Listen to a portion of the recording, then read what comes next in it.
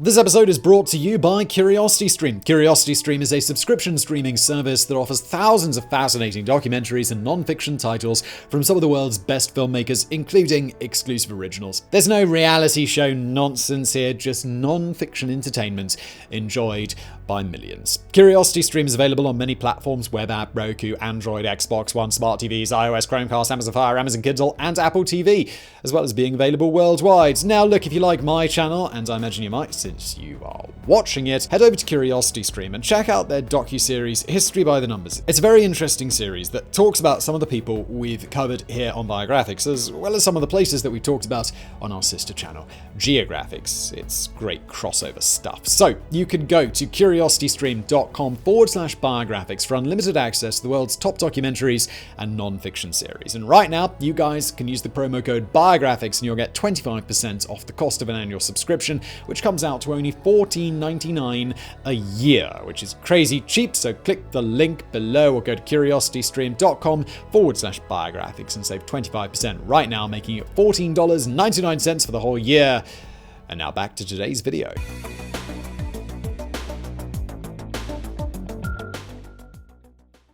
She's one of the most important people in American history, a founding mother who helped shape the newborn nation almost as profoundly as some presidents. The wife of John Adams, Abigail Adams was many things: the first second lady, the second first lady. She was also one of only two women to ever be both the wife of a president and the mother of a president, after her son John Quincy Adams became the 6th commander-in-chief. But while we may remember her today for a role in her husband and son's lives, there was so much more to Abigail Adams than her famous family. A voracious learner at a time when women were seen primarily as baby-making machines, Adams was one of the best-read people in the whole of America. She was also an incisive thinker, penning one of the nation's earliest, most influential paeans to equality. Yet, this intellect came with a hidden dark side, one that would lead her to support massive curtailment of civil liberties. Founding mother, thinker, one-time hate figure, this is the life of Abigail Adams, American icon.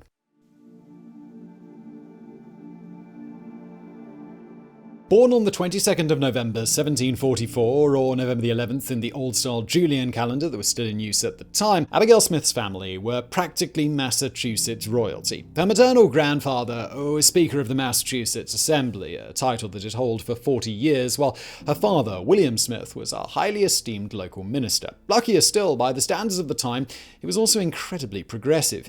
In this era, the idea of giving girls an education was considered as ludicrous as the suit made of custard.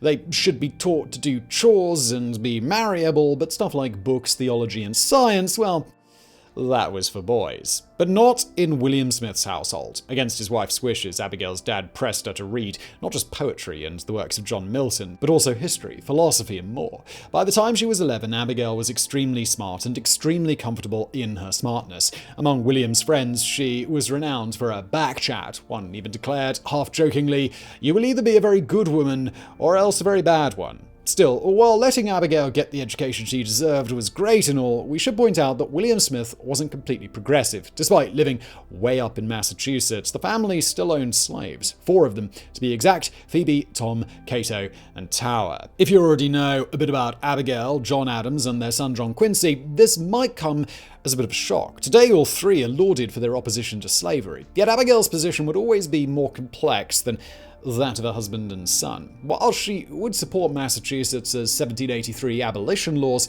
she never regretted growing up around 4 enslaved people. In later life, she would even keep in touch with Phoebe after she was freed. It said she even regarded her as a friend. But while William Smith's progressive credentials may have only applied to equality among the sexes, that still had one incredibly important impact on Abigail's life. Aged 11, her education was placed in the hands of Englishman Richard Cranch, who quickly developed a crush on her older sister Mary. In 1759, Cranch popped around to woo Mary with a friend in tow, a balding 24-year-old lawyer with a developing belly and his own reputation as an argumentative know-it-all. That friend's name was John Adams, and meeting him was destined to change Abigail's life Well, eventually it would. Their first meeting, you see, was not a success. Tiny Abigail, barely 5 feet tall, was only 15, and John was hardly a looker. In fact, the day ended with John Adams privately dismissing her as not fond, not frank, not candid, while Abigail's mum declared John vulgar and unmannered. Still, the meetings continued, partly because the Adamses and the Smiths were vaguely related, and partly because Richard Cranch was determined to get into Mary's oldie-timey pants. Finally, in 1761, something clicked. At a social gathering, John suddenly found himself looking at the petite, intelligent, forthright girl with new eyes in which the pupils had been replaced by cartoon love hearts. Their subsequent engagement was long by the standards of the time.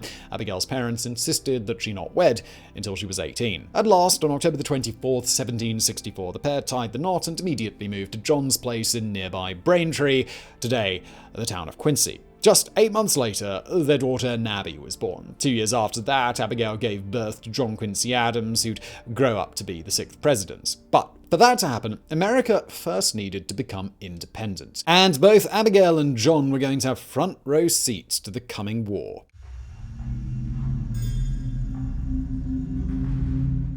When people talk of the Founding Fathers, there's a tendency to paint them as being saints, dudes in fancy coats, thinking deeply and conducting themselves with utmost decorum. But for those actually around them, the Founding Fathers weren't abstract icons, they were real people. Real people who could sometimes be really annoying. For Abigail Adams, that annoyance came from John spending barely any time at home, instead vanishing for days on end to Boston or even outside Massachusetts for work.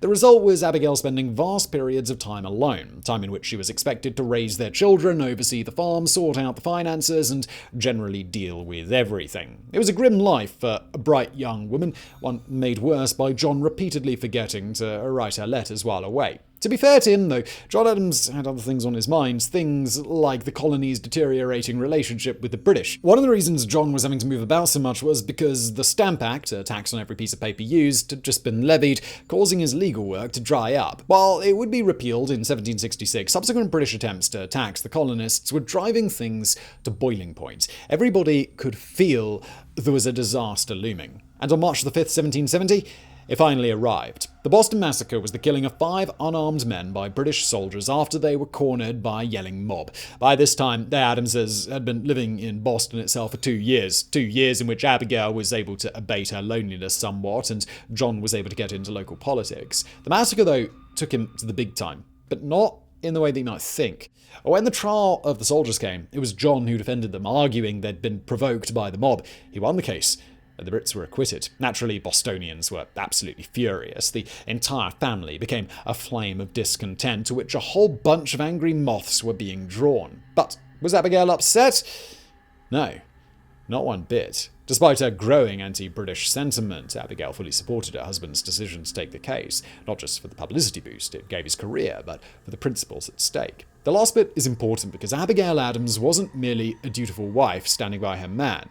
While she'd always defend her husband vociferously, she was also more than happy to slap him down when she thought he was wrong, as we'll soon see. For now, though, the case made John's name, starting him down a twisting path that would, in 1774, lead to him being invited to the First Continental Congress. Sadly for Abigail, that would mean even more time stuck at home alone. The next few months were basically like watching a movie about all the epic stuff you remember from your American history class, but one focused entirely on a character forcibly kept away from all the epicness. As the Congress formed and dissolved, then reformed again in the wake of the battles of Lexington and Concord, Abigail Adams found herself trapped in the role of spectator. While she used this time to develop her political thinking, helped by correspondence with early feminists like Mercy Otis Warren, it was mostly a barren era in her life. In one letter, she called being stuck on the sidelines my patriotic sacrifice. So it was practically a relief when the war hit their part of Massachusetts. The outbreak of fighting upended the lives of everyone in Braintree, not least Abigail Adams. As refugees streamed in, she and her son John Quincy were able to stand on a knoll and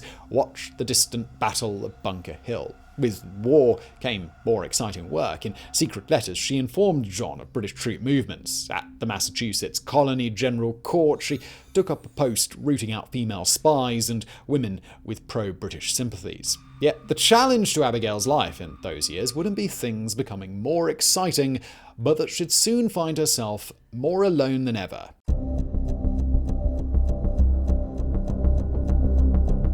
The years of the Second Continental Congress were hard ones for Abigail Adams. While John was off making speeches and rocking a powdered wig, she was dealing with not just loneliness and the stress of running a farming household, but also a heap of additional disasters. There was the smallpox outbreak of 1776, which got so bad that Abigail was forced to get the children inoculated, a terrifying decision in an era when inoculation carried a small but significant risk of death. And there was the ever-present fear of an armed attack. In 1777, Abigail lost an unborn child while hiding from a British army, rumoured to be bearing down on Boston. But we don't want to give the impression that she was just some passive actor buffeted by the winds of history. Even in the depths of her despair, Abigail Adams was working to shape her nation's future. Most remarkably, this came in the form of her letters to John, demanding the soon-to-be independent Congress make equality one of its central pillars. Abigail C. knew the guys who wrote the sentence, "We hold these truths to be self-evident, that all men are created equal," were indeed just focusing on the equality of menfolk. Hence her Remember the Ladies letter of March 1776, in which she both asked John to codify female rights and threatened him if he didn't, saying, "If particular attention is not paid to the ladies, we are determined to foment a rebellion and will not hold ourselves bound by any laws in which we have no voice or representation." Nor was she just interested in helping white women. As far back as 1774, Abigail had written to John on the issue of slavery, telling him, "I wish most sincerely that there was not a slave in the province. It always seemed to me to fight ourselves for what we are robbing the Negroes of, who have as good a right to freedom as we have." For the era she lived in, this was radical stuff, suggesting an America where not just property-owning white guys, but also women and maybe even non-whites could have a stake. Sadly, it was too radical. Even John brushed her requests off. When the Declaration of Independence was signed, it said nothing about women being equal. Still, the severing of ties with Britain did at least mean a load of shiny new posts and duties, and for John Adams that meant once again vanishing off and leaving his wife utterly alone. Between 1778 and 1783, John spent most of his time in Europe on various diplomatic missions, taking their sons, John, Quincy, and Charles, with him. That meant yet more empty months in which Abigail was forced to sit in the antechamber of history, missing out on the action while her husband repeatedly forgot to write. If you grew up with the sanitized version of their story, you might remember hearing how devoted to one another the Adamses were and how much John admired Abigail's intellect. While that's true, it also misses out how utterly crappy their relationship sometimes was. In this era of loneliness, Abigail told people she felt as if she were widowed. She even tried to find solace in an unconsummated affair with a notorious ladies' man. Finally, in 1784, she seems to have had enough of just waiting around. Taking her daughter, Nabby, with her, Abigail boarded a boat for Europe, leaving war-shattered America behind. The move likely saved her marriage. For the next 4 years, the Adamses lived together in London, now at peace with the US, finally able to enjoy one another's company. As one of the couple's modern biographers, Joseph J. Ellis, writes of this time, "They learned to love each other at an even deeper level than before and locked that love in place, and nothing they experienced for the rest of their lives ever threatened their mutual trust." By the time they returned to the now independent United States in 1788, the era of Abigail being just an observer of history was over. From now on, she and her husband would work together to shape events for millions.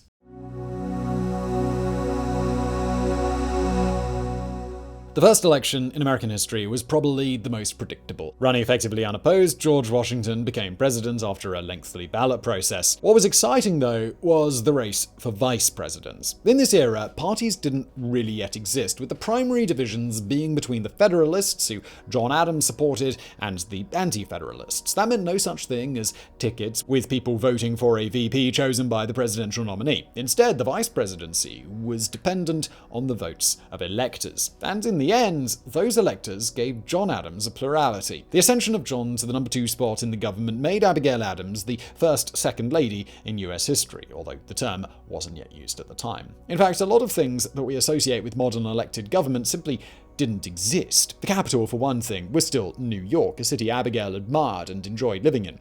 Unfortunately for her, it would switch to Philadelphia after just 1 year, a city she hated, with miserable weather that triggered her rheumatism. As a result, the second lady would spend most of her time back on their farm in Braintree, itself soon to be renamed Quincy. Another way governance differed was that the vice president's family didn't get any official help at all. While Washington was given a modest home to live in and had the resources to throw lavish parties, the Adamses losers were forced to find themselves a house and pay for everything.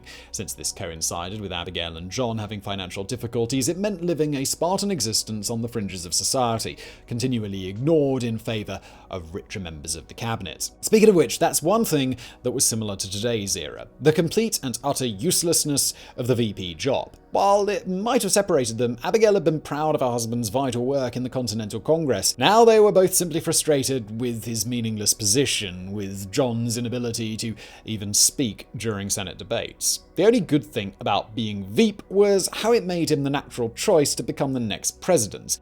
We say natural because, again, these were early days and the concept of American democracy was still pretty fragile. When George Washington announced he would retire after 2 terms, Abigail and John were basically all like, "Great!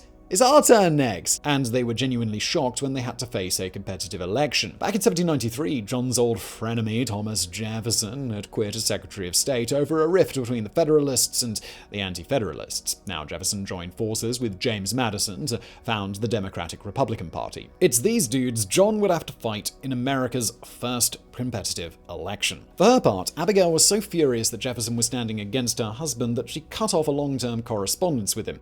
They wouldn't write to one another again for over a decade. Over November and December 1796, the states held their elections. With 70 electoral college votes needed to win, Jefferson nabbed 68, while John Adams cinched it with 71. Unfortunately, the weird system in place at the time meant Jefferson would now become vice president, and in the wake of a toxic election, that would clearly spell trouble. Abigail thought as much. Despite reveling in her husband's victory, she seemed to instinctively know that the coming 4 years would turn her into a lightning rod for discontent. "I expect to be vilified and abused," she wrote to her friends, predicting she would figuratively be fastened up hand and foot and tongue to be shot at as our Quincy lads do at the poor geese and turkeys. It was a bleak assessment of the state of American politics, a dark vision of what was to come.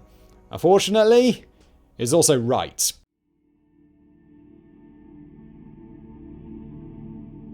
Abigail Adams became America's second First Lady on March 4, 1797 at the age of 52. It was the highest profile role that she'd hold in her lifetime, and that was a problem. Because if there's one thing we know about Abigail Adams, it's that she was more than happy to speak her mind, and what was on her mind in 1797 was the way the press and the Democratic Republicans were out for her husband. After a bruising election, John Adams assumed office with his enemies determined to make him fail. The press was merciless in its treatment of him. When Abigail Adams responded with withering condescension towards Jefferson's followers, the press attacked her as well. At times, this edged into dark territory. Because she found Philadelphia so unpleasant, Abigail was still spending a lot of time in Massachusetts. This meant writing to John to keep up to date, but people started intercepting their letters and publishing their contents, a sort of low-tech version of hacking someone's emails. Perhaps unsurprisingly, Abigail was rather pissed. She began writing her own partisan attacks, having Federalist newspapers publish anonymous screeds, kneecapping her opponents with their acid tongue. No doubt, it was incredibly cathartic, yet it also did very little to help. The knives were out for the second president, and in some quarters, everything the couple did was merely another good excuse to drive the blade even deeper. There was the controversy over John Quincy, who Abigail had raised to be as bookish, as bright, and as argumentative as she was, traits her husband assumed would serve the boy well as ambassador to Prussia. Unfortunately, JQA's posting abroad triggered cries of nepotism among Jefferson's supporters. Then there were the controversies like the XYZ affair. Now, we're not going to go into too much depth on this because we'll probably cover it in a future John Adams video, but the crib sheet version is that America sent some diplomats to France to try and sort out a brewing spat, only for those diplomats to be shaken down for a bribe by 3 men working for the delightfully corrupt foreign minister Talleyrand. The scandal was so great that many pushed President Adams to declare war on France. When he stopped short of formally announcing a conflict, anti-federalist partisans declared Abigail was influencing his judgment. To be honest, in many ways, she was. Today, historians think Abigail Adams had a big hand in some of her husband's picks for important roles and helped nudge him on policy. It's not for nothing that the opposition's nickname of Mrs. President stuck. she really was a key player. But not in the XYZ affair. In this instance, Abigail stood against her husband, demanding John declare war on Paris. When it came to the most notorious aspect of his presidency of all, though, Abigail would be firmly on John's side. By 1798, the country was so divided and the undeclared Quasi-War with France so damaging that the first couple were living in fear. John of mass civil disobedience, Abigail of violence committed against their family. Hence the Alien and Seditions Act, an act Abigail championed, but one that had gone down in infamy. A vicious assault on civil liberties, the act was anti-immigrant, pro-executive power, and extremely anti-free speech. The Aliens part gave the president the power to deport any foreigner he personally didn't like, a serious cudgel in a nation of immigrants. But the Seditions part was even worse. Intended to stop partisan attacks, the act basically banned free speech and freedom of the press, mandating arrest for anyone who insulted the president. And Adams used these powers. Leading Democratic-Republican newspapers were shut down and people were put on trial, including a congressman who merely accused the president of being pompous. From Abigail's perspective, the act was exactly what the nation needed, a firm way for her husband to punish those who wronged him. But the crackdown would have consequences neither of them could have foreseen. Now newly energized, the Democratic Republicans were determined to make sure John Adams broke another historical record, the first one-term president in history.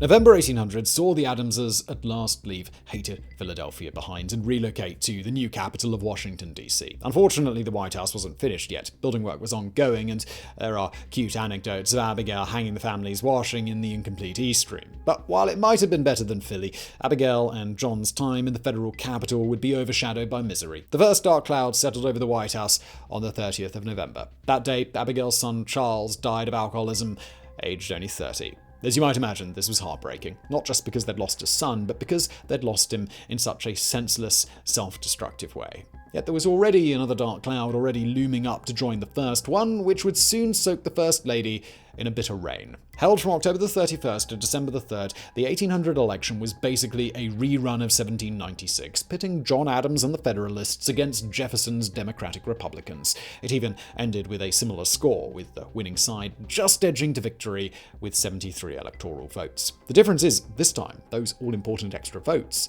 went to Thomas Jefferson. From a historical perspective, the election marked the beginning of the greatest winning streak in US history. The Democratic Republicans would now win every presidential election until they imploded after 1824, a 7-victory run unmatched by any party since. From Abigail Adams's perspective, though, it marked nothing more than the end of her husband's career. The couple left the White House in March 1801 and returned to Quincy, Massachusetts under a cloud of depression. But while it sucked to lose, Abigail was clear-eyed about what it meant. "I have few regrets," she wrote to her son. "At my age, and with my bodily infirmities, I shall be happier at Quincy." In all likelihood, she was right. Back in Massachusetts, Abigail found herself freed from the partisan attacks, from the relentless politicking and ill feelings. She found time to write, striking up a number of correspondences. Remarkably, this included Thomas Jefferson. After his daughter died in 1804, Abigail wrote to the president to offer her condolences, re-establishing contact between the two of them. Although she'd always maintained that his vision for America was the incorrect one, she would come around to seeing the man once again as a friend. Of course, the big thing happening around this time was her son's rise. Just as John Adams's star was fading, John Quincy's was beginning to burn with nuclear fire. After switching allegiance to the Democratic-Republican Party, JQA became ambassador to Russia before settling in Britain and marrying an Englishwoman. Throughout, Abigail wrote to him, as she had once to John, offering advice, pressing her political convictions, helping guide and shape his path. By 1818, the boy was back, living in the US and in the exalted position of Secretary of State. For Abigail, this meant a chance to bask in the glow of her son's success, to be proud of the up-and-coming politician that she'd helped create. Yet she'd never get to see him become president. On October the 28th, 1818, Abigail Adams passed away at home from typhoid fever. She was 73. One of her last acts had been to write a will, defiantly bucking the laws at the time that said all of her money and property belonged to the man she was married to. Instead, she left nearly everything to her female relatives. If Congress wouldn't deign to remember the ladies, then, by God, Abigail would. Today, Abigail Adams remains a central figure in the early story of America, a woman so important that she's sometimes referred to as a founding mother. In a way, that's a little surprising. As vital as she was to John and John Quincy's political development, her most passionately held beliefs failed to make their mark. Congress forgot the ladies, and slavery wouldn't be abolished until decades after she died. But perhaps what's important is that she pushed these ideas regardless, that she fought to make the new nation the best version of itself that it could possibly be. She might not have succeeded, but by trying, she set a powerful example, one that would inspire not just future Americans, but people all over the world.